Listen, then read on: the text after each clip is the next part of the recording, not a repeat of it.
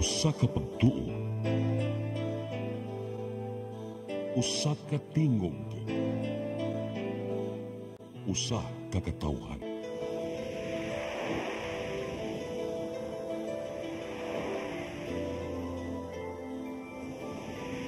Cebu Catholic Television Network.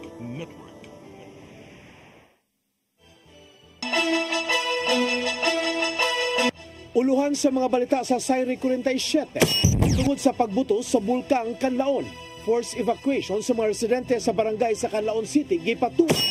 Central Visayas nakatala sa labing daghang kaso sa sakit nga dengue sa tibuok Pilipinas. Dakbayan sa Lapu-Lapu ug Danao mosalmot sa Sinulog Festival 2025.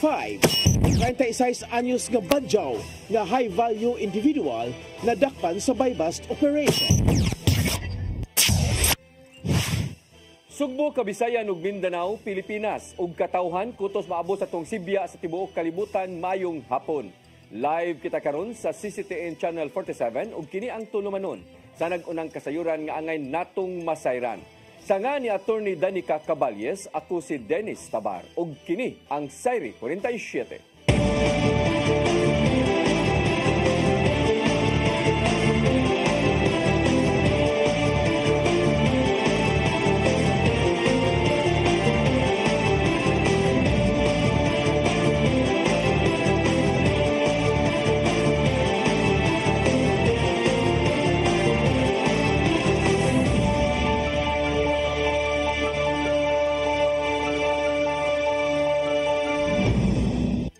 Ug karon sa kumpletong detalye sa atong mga balita, forced evacuation sa mga barangay sa Canlaon City gipatuman.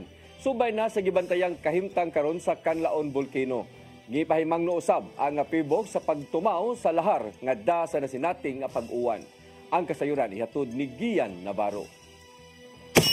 Gipatuman na ang forced evacuation sa pipila ka mga dapit sa Canlaon City sa Negros Oriental ubos sa 6-kilometer permanent danger zone. Subay kini sa gibantayang kahimtang sa bulkang Canlaon nga naa karon sa alert level 3 sukad nga giisa niadtong Lunes. Moabot sa 5 ka mga barangay sa Canlaon City ang nagpatuman sa pugsanong pagpamakwit sa mga residente aron dili maapektuhan sa higayong nailaing pagbuto sa bulkang Canlaon. Samtang may pagawas ang LGU og laing executive order diin, didan ang bisan unsang matang sa panagtapok sulod sa 6-kilometer permanent danger zone. Matod sa mando ni Mayor Batchuk Cardenas nga ginadili ang bisan unsang kalihukan og tapok-tapok sulod sa gibantayan na karong dapit. Suspendido usab ang tanang public gatherings o mga kalihukan sa dakbayan subay na sa gibantayang alert level 3 status. Subay nini, may paimangno ang PBOK nga posibleng masinati sa mga lugar duol sa Canlaon Volcano ang pag-agas sa lahar tungod sa makusog nga pag-uwan. Hinungdan nga gipaimangnuan sa ahensya ang mga LGUs nga magbantay sa posibleng pag-awas sa lahar ngadto sa mga kasapaan tungod sa mga gipambugwak nga abog gikan sa bulkan. Hinuon, gihangop ni Mayor Cardenas ang managlayong mga ahensya sa kagamhanan kinsang miabag kanila sa paghatag og hinabang ngadto sa mga naapektuhan. Gian Navarro, CCTN News. Visayas Disaster Resource Center sa Department of Social Welfare and Development nakapadana og 20,000 ka mga food packs sa mga naapektuhan sa pagbuto sa Mount Canlaon didto sa Negros Island. Ang kasayuran ihatod ni Mary Rose Sagarino. Sayo kaganinang buntag, nagpadayon ang repacking sa food pack sa Visayas Disaster Response Center sa Department of Social Welfare and Development kung DSWD na himutang sa Barangay Tingob sa siyudad sa Mandawi. Moabot sa 20,000 ka food packs ang gipada sa DSWD ngadto sa lalawigan sa Negros alang sa naapektaran sa pagbuto sa Mount Canlaon ni atong Desyembre 9. Base sa datos sa VDRC, nakapada na sila og kapin 10,000 ka food pack sa ilang warehouse sa Gihulngan City ug Bacolod City sa ninglabay nga mga adlaw. Karong adlaw mo padausab sila og laing 10,000 ka food pack sa ilang warehouse sa Bacolod City ug Dumaguete City. Matag food packs adunay sud nga 6 ka kilo nga bugas, gatas, kape ug mga dilata. Suma pa sa DSWD sa ilang website, may kabat na sa 10,993 ka pamilya o kapin 37,000 ka mga tao gikan sa 23 ka barangay sa Western ug Central Visayas ang apektado sa pagbuto sa bulkan.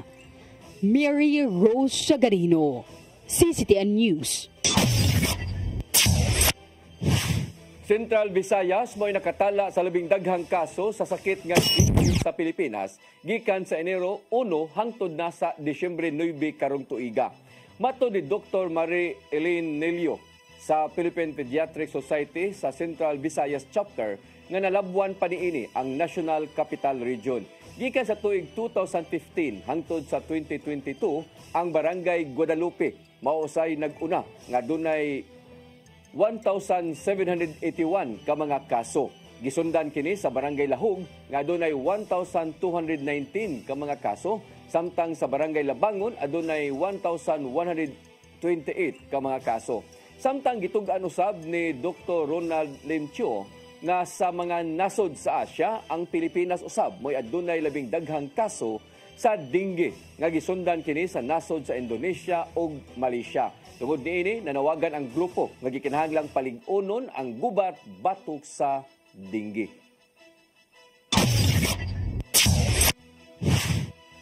Philippine Coast Guard 7 nangandam sa gilaumang pagdagsa sa mga pasahero sa managlahing pantalan karong ting bakasyon.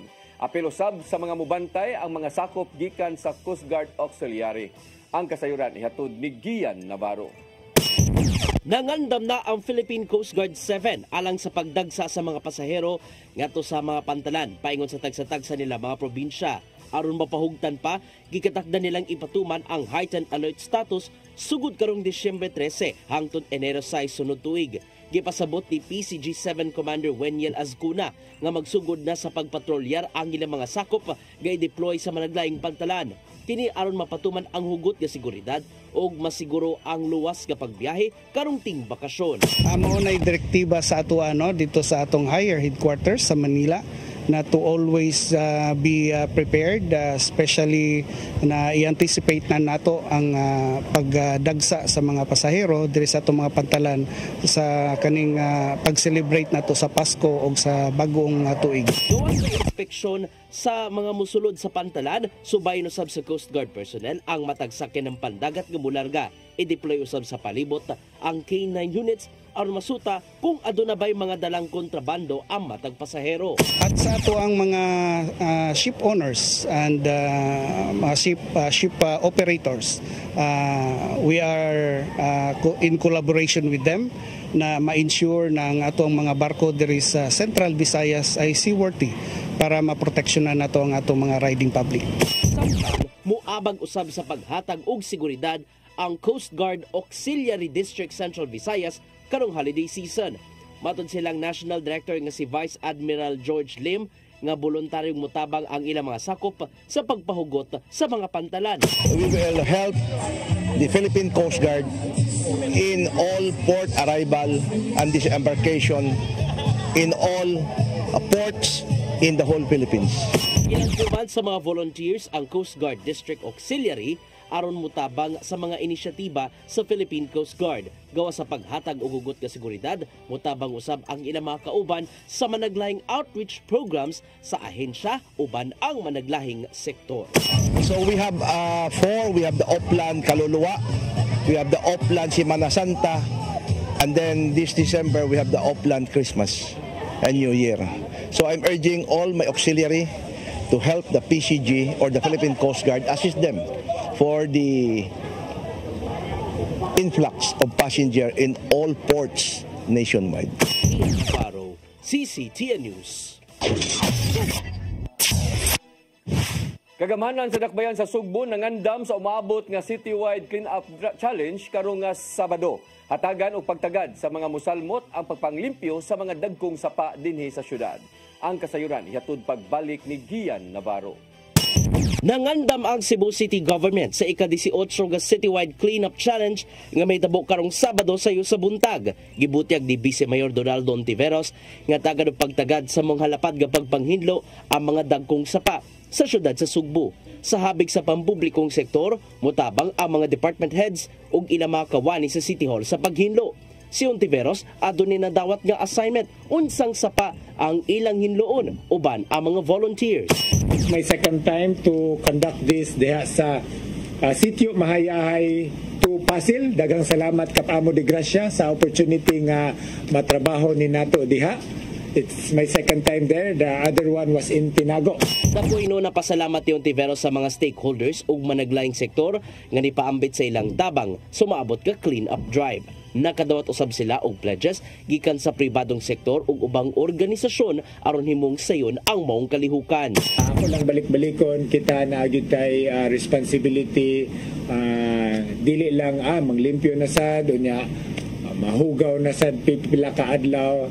If mao na gihimo gid ni siya nga ordinance para naagi tay participation. Nasayran nga matag quarter gipahigayon ang citywide cleanup challenge ubos sa City Ordinance number 2593. Gani sa matag quarter gatusan ka tonelada sa mga basura ang mahipos sa gikan sa mga kabarangayan ning syudad sa Sugbo. Gian Navarro, CCTN News.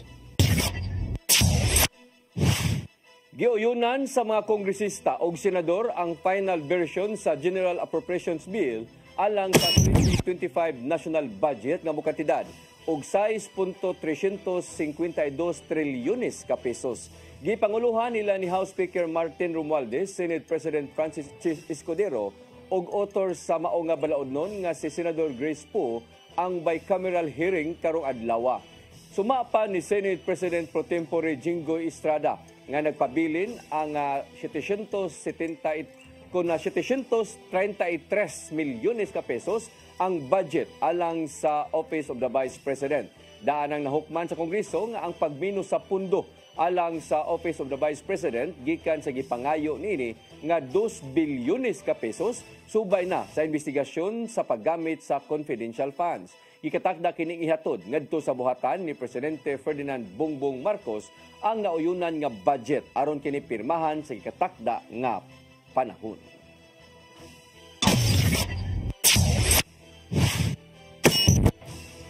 Musunod, dakbayan sa Lapu-Lapu ug Danau, mosalmot sa Sinulog Festival 2025. Kana og daghan pa mga balita sa pagbalik sa Sayre 47.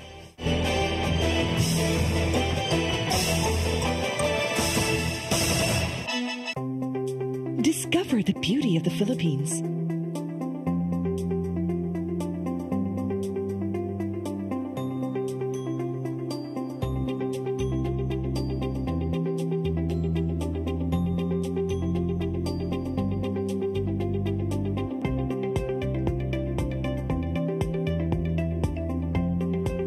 With Philippine Airlines, the country's flag carrier.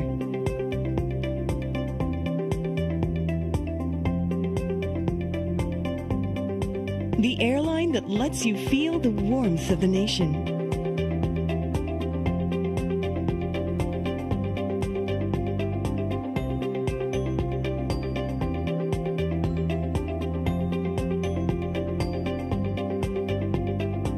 Mabuhay.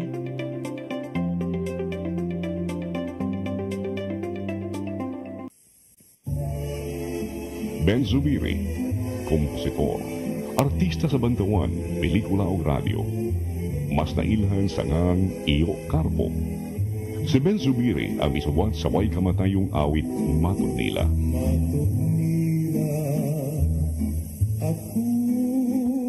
Alang sa uban, ang Matod Nila usa ka cultural anthem sa mga Cebuano. Kawa sa Matod Nila, si Ben Zubiri usab ang isuwat sa mga immortal nga awit sama sa ikaduhang bathala. Alma Bonita, ang palad ng buo, gugmang gibati ko, pasayawa ko dahi. Si Ben Zubiri namatay niya atong 1969. Apan ang iyangan, buhi kanunay sa kasing-kasing sa mga taong padayong nag-awit sa iyang mga komposisyon. Ben Zubiri, garbo sa Sugbo. Sugbo ano ni?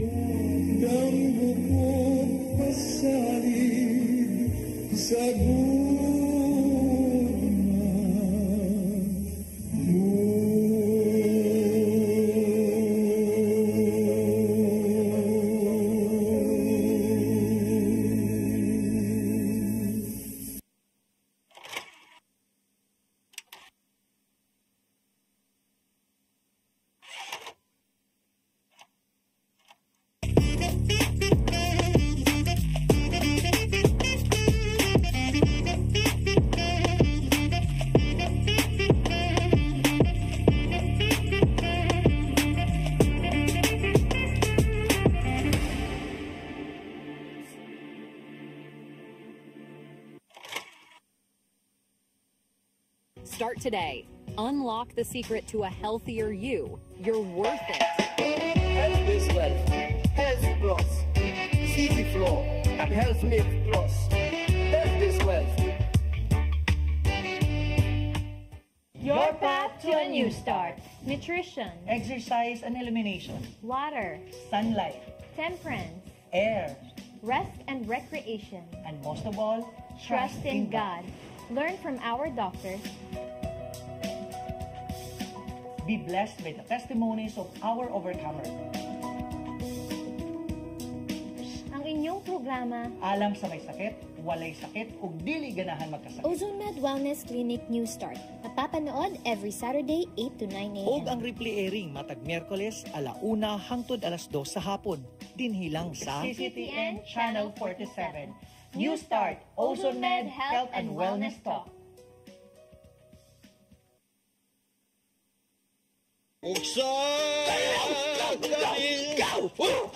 Unsa man kang tambulakan kalit nagabot nalatigan ni ron gitara ko nga gamay kaayo gitara ko nga dako gamay kaayo dai unsa man ang butangan nga naa na si mong luyo dito upa manggod siya inaw ikatubang nimo dailing kay tarong mo nganong imong kung iapil ni dailing ha wa man koy labot kini panil nga kini.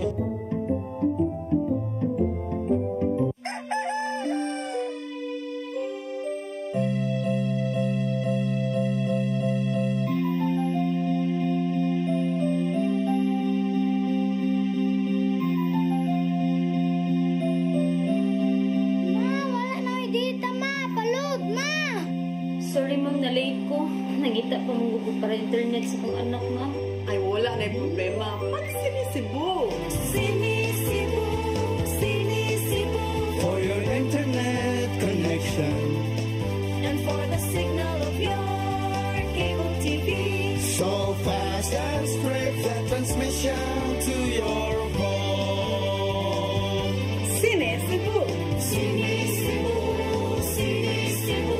Offers you to have fiber optics for your viewing experience, perfect and clear so far. So great and affordable for you to enjoy. Sinisibo.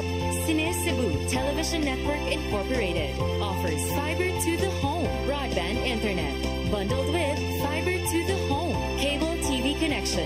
Sinisibo Television Network Incorporated, with its operation in Metro Cebu and the whole province of Cebu soon. And affordable for you to enjoy. Sinisibo. Ang kinabuhi puno sa hagit.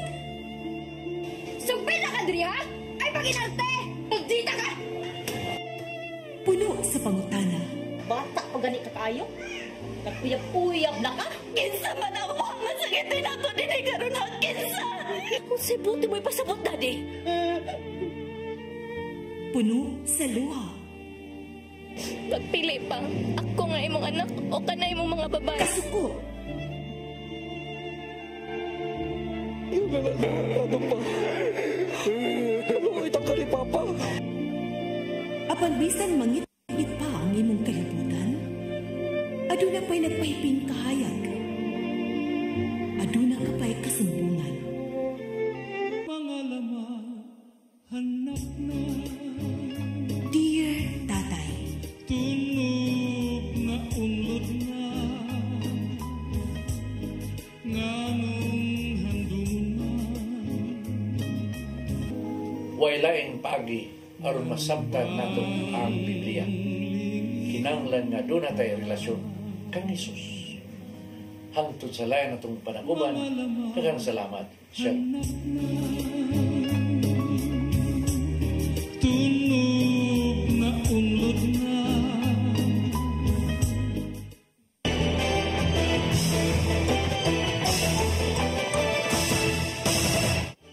Balik sa ato mga balita, dakbayan sa Lapu-Lapu, musalmo sa Sinulog Festival 2025.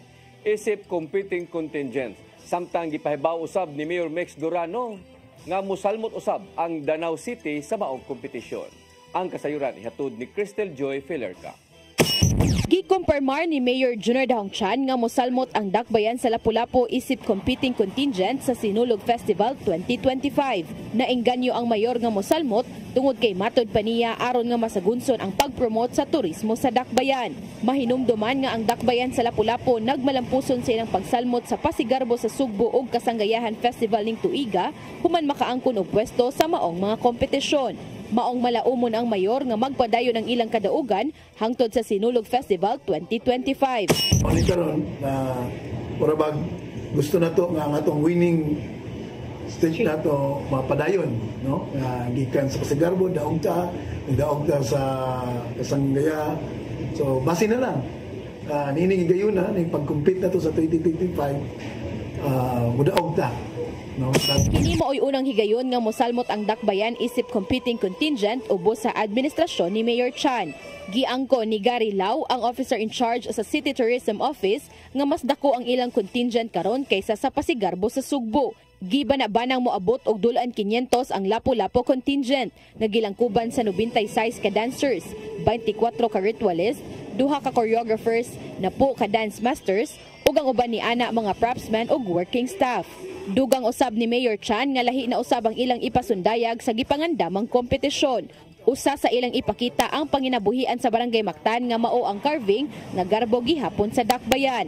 Apan bisan pa man sa bag-ong konsepto, ang dakbayan aduna lang 3 milyones ngadto sa 4 milyones nga budget para sa maong kompetisyon. Ang katong mga previous props nato which is naa pa man, our artists are here now to check kung usa pay mga gamit, no? Para dili ta magsigig palit bitaw ng ang tanang butanga na napundo among kitang retrieve para may atong ganito balik, no? Kay usas makapadako mang gasto in a festival is number 1 kaon, number 2 the props and the costume. Sa laing bahin, gipahibalo ni Mayor Mix Dorano nga mosalmot ang contingent sa Danau City alang sa umaabot nga Sinulog Grand Parade. Matod sa iyang video message, nga sa nanglabay nga mga panahon mas gihatagan og pagdagad sa LGU ang pagpalambo sa dakbayan pinaagi sa managlahing programa. Hinungdan nga nakabot nila ang mga kalampusan gikan sa managlahing nasudnong ahensya sa kagamhanan. Suma pa niya nga moapil ang Danau City LGU sa Sinulog Festival 2025 isip pagpasalamat ngadto sa Haring Gamay tungod sa nadawat nga mga grasya sa dakbayan. Crystal Joy Filerca, CCTN News. Kapin sa 20 milyones pesos ang nahatag sa National Housing Authority 7 ngadto sa mga nasunugan sa Central Visayas sud sa duha ka buwan. Gikan niadtong Nobyembre hangtod sa Disyembre, anaa na sa 2,906 ka mga nasunugan ang nakapahimos sa Emergency Housing Assistance Program kon IHAP. Gilangkuban kini sa mga naglahing mga insidente sa sunog nga nahitabo sud sa duha ka buwan. Suma pa ni NHS 7 Regional Manager nga si Engineer Rizalino Cabahog nga givalidate daan sa ilang buhatan ang mga beneficiaries aron pulo sila mga manag-iya o panimay sa maong nga lugar. Tigbakayan sa Barangay Guadalupe girunda sa kapulisan og miresulta sa pagkasikop sa 12 ka mga sugarol. Kapulisan mibutyag nga bisan og apil kini sa kalihukan sa fiesta diha sa ilang barangay apan hugot gihapon kini nga gidili sa balaod. Ang kasayuran ihatod ni Arnold Bustamante. Moabot sa 16 ka mga sugarol ang nangadakpan sa Guadalupe Police Station human rondaha sa kapulisan ng Tigbakay sa sitio Sambag 4, Barangay Guadalupe sa Dakpan sa Sugbo, alas 3 kagahapon sa hapon. Matod ni Police Major Miles Damuslog, ang hepe sa Guadalupe Police Station, nga nakadawat sila og reklamo og tawag sa telepono may kalabutan sa Dakpanayan nga Tigbakay sa mga lugar. Tungod ani gimanduan niya ang iyang tracker team sa pagpangulo ni Police Lieutenant Christian Gabriel Putol nga molusad og operasyon batok sa illegal gambling nga may resulta sa pagkasikop sa 16 ka mga tao. Upon receiving the information, nag-dispatch agad tayo ng tao natin to verify the area. So, during the verification, positive na merong nagtitigpakay sa area. So, we need to take effect yung arrest by at around 3 o'clock. Bit sa mga operatiba ang 5 ka mga manok panabong nga pulo sa marana. Diinduhan ini, doon na pa'y mga tari sa tiil ug ang 2,000 pesos ka kwarta sa sugal. May pasabot si Damoslog nga bisan kabahin sa kalihukan sa kapistahan sa barangay ang gihimong tigbakay, apan hugot gihapon kini nga gidili sa balaod. Ang gitugutan lang mato ni Damoslog nga makahimo og sabong sa manok mao ang legal cockpit arena. Kahit inline sa pista, alam naman natin ang tigbakay is bawal unless ginanap siya sa authorized na na cockfighting arena. Ugang pagpasabot ni Damoslog ang kapulisan sa Dakbayan sa Sugbo, wala mo dali sa sabong sanglit o sa naman kini ka tradisyon sa mga Pilipino, apan kinahanglan nga dito kinihimuon sa sakto nga lugar. Kalapasan sa Presidential Decree 1602 kung illegal cockfighting ang giandam nga kaso nga ipasaka sa Guadalupe Police Station batok sa 16 ka mga sugarol. Arnold Bustamante, CCTV News. Konseho sa siyudad sa Mandawi mohatag og pasidungog sa National Bureau of Investigation tungod kini sa pagkasakmit sa kapin usa ka gatos ka kilo nga depleted uranium diin sa 60 ka kilo niini gikan sa Mandawi. Ang kasayuran ihatod ni Mary Rose Sagarino. Nakugang si Vice Mayor Nerissa Son Ruiz sa report nga dunay radioactive materials nakuha sa siyudad sa Mandawi. Matud ni Son Ruiz nga makabalaka ang nakuha nga depleted uranium nga mahimong gamiton sa paghimo og nuclear weapon. This is a national issue, pangitaon gyud na di ini source o kisay nagdaan ni. So nalipay kay ko nga ang NBI gyud hands-on ani. Ang NBI ni anunsyo nga moabot sa kapin usa ka gatos ka kilo nga radioactive materials ang ilang nasakmit sa managlahing operasyon gipahigayon sa Mandawi City, Pasay City ug Cagayan de Oro City gikan Oktubre hangtod Nobyembre. Gingong kini gibaligya ngadto sa mga foreigners. Sa 60 ka kilo niini ang nasakmit sa Mandawi nga gingong mao'y source sa ubang lugar. Matud sa mga eksperto nga ang depleted uranium peligro sa national security ug kahimsog sa mga tawo nga ma-expose niini tungod sa radioactivity ug toxicity. Subay sa pagkasakmit matud ni Son Ruiz nga planong pasidunggan ang NBI pinaagi sa resolusyon nga i-file ni Konsehal Joel Seno. Yes, we will be commending the NBI for their successful operation na dunay nakita nga sources diri sa Mandawi. Ang regular session sa konseho ipahigayon matag Lunes. Mary Rose Sagarino, CCTN News. Mga kalihukan alang sa Jubilee 2025 gipangandama na sa Archdiocese of Cebu. Mahinungdanon ang mao nga kasaulugan tungod kay apil ang halos tanan ng mga sektor sa katilingban. Ang kasayuran ihatod ni Gian Navarro. Espesyal ang tuig 2025 sa Archdiocese of Cebu tungod sa Jubilee celebration sa Simbahang Romano Katoliko. Kikatakdang sugdan ang Jubilee 2025 celebration sa Vatican City karong Disyembre 24, pinanguluhan ni Pope Francis. Ablihan niya ng panahona ang Holy Door sa St. Peter's Basilica aron duawon sa mga pilgrims. Ang tema sa 2025 Jubilee mao ang Pilgrims of Hope. Gipasabot ni Arsobispo Jose Palma nga makahigayon ang matag Katoliko sa pagpamalandong pinagi sa mong talag sa kalihukan matag 25 ka tuig. The hope that does not disappoint. Nga naman, if we put our trust, the Bible says, in horses, no, or in people, perhaps they may not give us what we hope for. But because we put our trust in the love of the Lord, then it does not disappoint. Vatican, ang mga lokal nga simbahan magpahigayon sa ilang opening ceremonies karong Disyembre 29. Dinhi sa Sugbo, ipahigayon among pagbukas sa Cebu Metropolitan Cathedral. Kuyog ang laing tulo ka mga simbahan sa lalawigan sa Sugbo. Sugdan kini pinagi sa halapad nga prosesyon sa dalan ug sundan kini sa kasantos nga misa. Sumapa nimon Senior Marnel Mejia nga nakig-alayon sila sa mga hingtong ng otoridad aron mahapsay ang prosesyon nga salmutan sa libuan ka mga Katoliko. People are involved, no? Asa sila dito. So this is a church and we're a church in Sinodality, so kanang i-akil kita. We are inclusive. That's the church. Sa matagpuan, adunay espesyal nga Jubilee celebrations gikan sa matag sektor. Apil sa mga kasaulugan ang mga vulnerable sectors kana kinahanglan og giya gikan sa kahitasan. O sa ginaganong sa mga tao. So the Sunday, then the country. 31 ka mga simbahan entero Sugbo ang gitahasan sa Vatican City aron himuong pilgrim churches. Pinagi sa pagbisita, laumang masinati sa mga Katoliko ang indulhensya gikan sa managlahing mga sala. Hinuon, giandam sa Archdiocese ang Pilgrim's Passport aron patatakan isip pagpamatuod nga nakabisita ang matag Katoliko sa mga Pilgrim Church. Gia Navarro, CCTN News.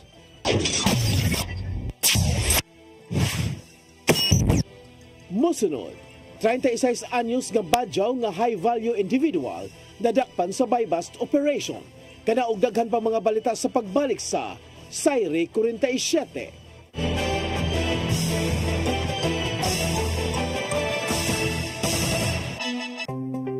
Discover the beauty of the Philippines.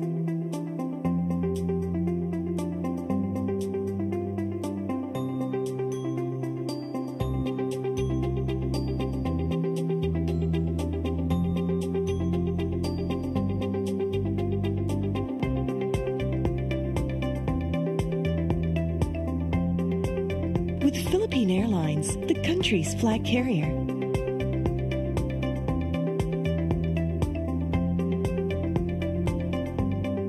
The airline that lets you feel the warmth of the nation.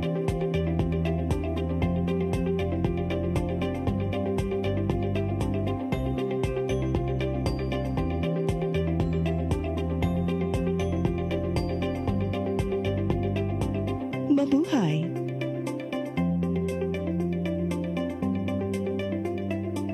Have you seen my childhood?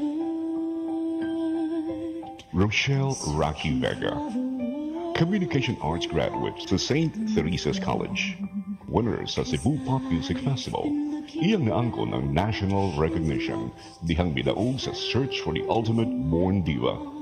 My people, we will rise again. We will learn to spread our wings and fly again.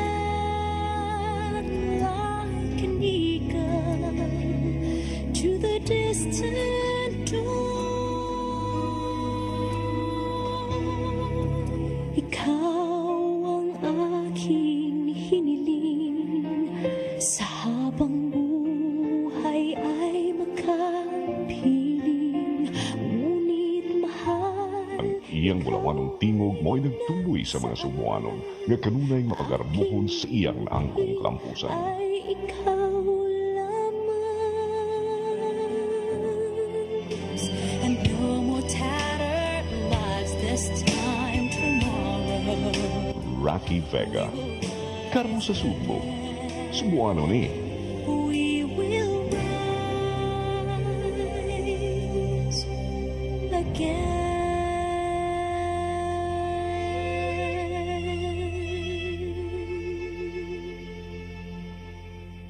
Start today. Unlock the secret to a healthier you. You're worth it. Health is wealth. Health Plus. CC Flow and Health Milk Plus. Health is wealth. Migo George! Oh, ako? Naon sa maning tanawan niyo? Kalma lang ni Godido.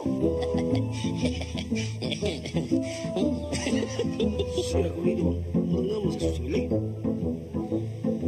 Sayo na. Oh, kano sa baka mo mabutan? Murag mao siguro na inyong hiwata. Oh, pagtagsa mo ni. Your path to a new start. Nutrition. Exercise and elimination. Water. Sunlight. Temperance. Air. Rest and recreation. And most of all, Trust in God. Learn from our doctors. Be blessed by the testimonies of our overcomer. Ang inyong programa, Alam sa may sakit, walay sakit, ug dili ganahan magkasakit. Ozone Med Wellness Clinic New Start. Mapapanood every Saturday 8 to 9 a.m. Ug ang replay airing matag Miyerkules 1:00 hangtod 2:00 sa hapon. Dinhilang sa CCTN Channel 47. New Start, Ozone Med Health and Wellness Talk.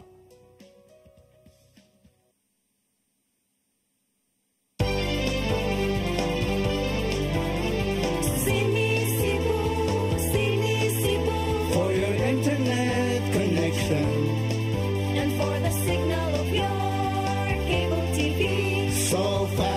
and scrape that transmission to your home. Sini Cebu offers you to have fiber optics For your viewing experience, perfect and clear so far. so great and affordable for you to enjoy. Cine Cebu Television Network Incorporated offers fiber to the home broadband internet bundled with fiber to the home cable TV connection. Cine Cebu Television Network Incorporated with its operation in Metro Cebu and the whole province of Cebu soon. For your internet connection, And for the signal of your cable TV. so fast and scrape that transmission to your home. Cine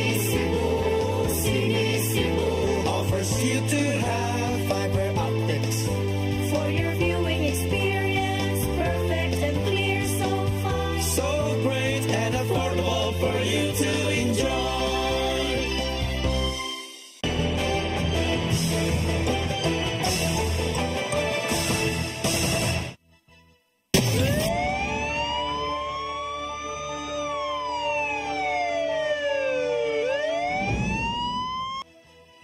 Balik sa ato mga balita, 42 ka mga personnel sa Lapu-Lapu City Clearing Team gipaubos sa surprise drug test kaganinang buntag. Kini pagsiguro nga way mga trabahante nga nagamitan og illegal nga drugas sa maong buhatan. Ang kasayuran ihatod ni Crystal Joy Filerca. Gipaubos sa kinalit nga drug test ang 42 ka mga personnel sa Lapu-Lapu City Clearing Team kaganihang buntag, pinasiugdahan sa City of Lapu-Lapu Office for Substance Abuse Prevention kun CLOSUP. Aron nga matigom ang tanan mga trabahante, giuna usa sa City Health Office ang pagpahigayon og flu vaccination. Pagkahuman, wala na yung mga trabahanteng gipagawas o gisunod dayon ang pag-drug test. Matod ni Noli Cernio, ang officer in charge sa maong buhatan, nga siya mo inihangyo sa CLOSUP aron nga ma-drug test ang iyang mga personnel. Sigun pa niyang dili malikayan ang mga pagduda. Maong aron nga masiguro nga walay magamitay og illegal nga droga sa ilang buhatan, gipa-drug test niya ang tanan niyang mga trabahante.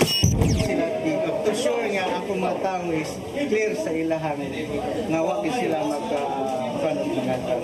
Ito sa mga personnel sa clearing team, mga casual employees. Samta ang 35 mga job order employees. Nibutyag si Cernio nga kung adunay magpositibo nga job order, taktakon kini sa ilang trabaho. Automatic maging sila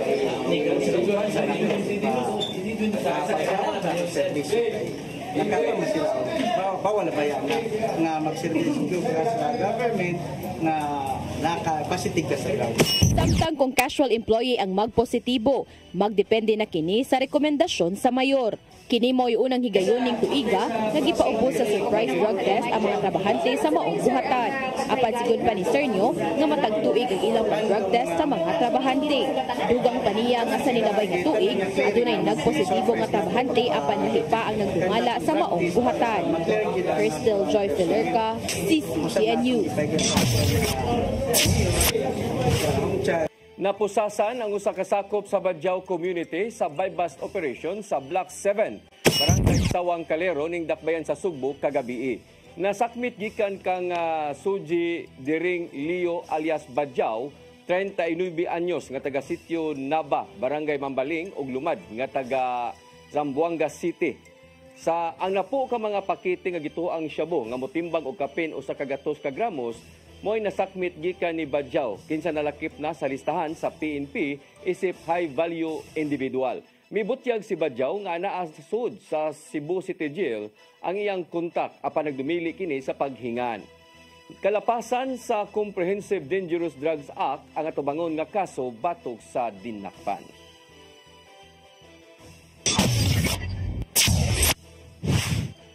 Mao kadtong naglangkob sa atong mga balita sa Sayre 47. Sa atong Christmas countdown, 14 kaadlaw na lang sa dili pa ang Pasko. Sa nga ni Attorney Danica Caballes, ako si Dennis Tabar. Hangtod ugma, dinighapon sa inyong paboritong tulumanon, Sayre 47.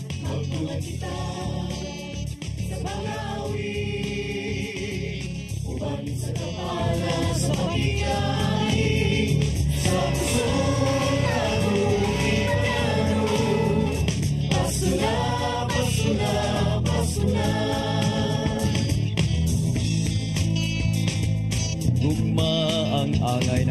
paambi sa iksuntang hubo, gutom sa pagmahal. Kay kaniya mo lang mapatayag, kung sa'y kahulugan sa Pasko. Ito sa pasungan, nagpakatao ang atong Ginoo.